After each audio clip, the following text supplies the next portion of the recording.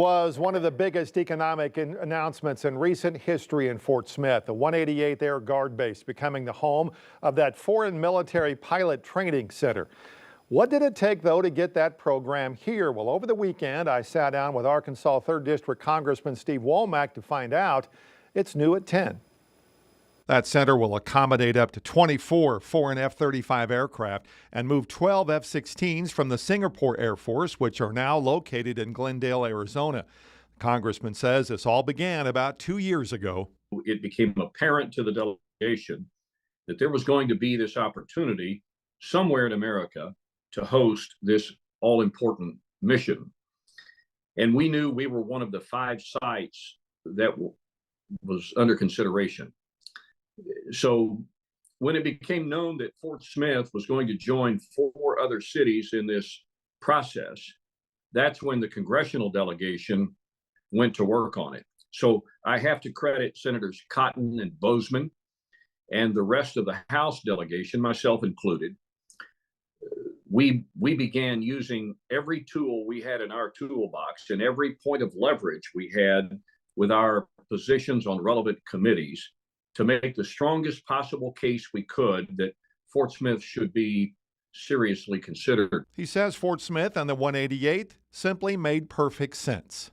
Well, I think it was a perfect scenario for us. And I think the delegation made a really good case with the Air Force and the relevant parties that it was an ideal location, centrally located, great airspace. The available days for training weather-wise was well over 300, so that made a huge difference. But there was also that kind of hard to kind of quantify. The spirit of Fort Smith is how I label it.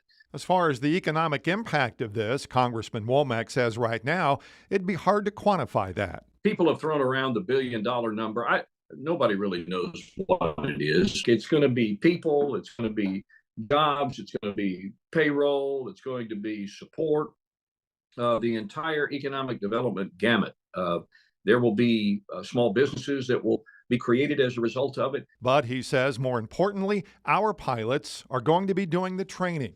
People that are friendly to us, that are buying our equipment, being trained by our people to a standard that is higher than any standard in the world. That the national security implications are just off the chart. So for all of those reasons, this is a great, once in a generation, great news for Fort Smith and the Arkansas River Valley.